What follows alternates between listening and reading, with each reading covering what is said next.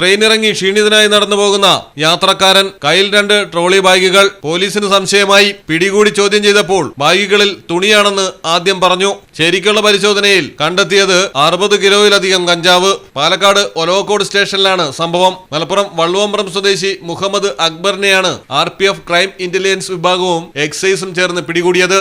വിനോദയാത്ര കഴിഞ്ഞ് എത്തുകയായിരുന്നുവെന്നാണ് അക്ബറിന്റെ ആദ്യ പ്രതികരണം. എന്നാൽ ആവർത്തിച്ചുള്ള ചോദ്യം ചെയ്യലിൽ പ്രതി പെട്ടുപോയി. 62 കിലോ 640 ഗ്രാം കഞ്ചാവാണ് ബാഗുകളിലായി ഒളിപ്പിച്ചിരുന്നത്. വിവിധ സംസ്ഥാനങ്ങളിൽ നിന്നും ചെറിയ വിലയ്ക്ക് കഞ്ചാവ് വാങ്ങി ട്രെയിൻ മാർഗവും ബസ് മാർഗവും നാട്ടിലെത്തിച്ച് രഹസ്യ കേന്ദ്രത്തിൽ ഒളിപ്പിച്ച ശേഷം പതിവുകാരായ ചെറുകിട വിൽപ്പനക്കാർക്ക് കൈമാറുന്നതാണ് പ്രതിയുടെ രീതി. 31 ലക്ഷത്തിലധികം രൂപ വില വരും പിടികൂടിയ കഞ്ചാവിന്. Malayalam television, Palakkad.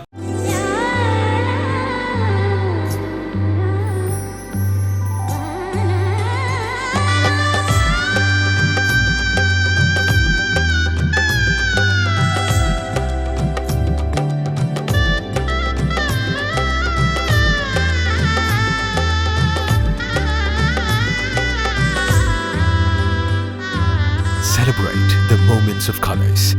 KMT Silks, Perindalmanda, Kottakkal.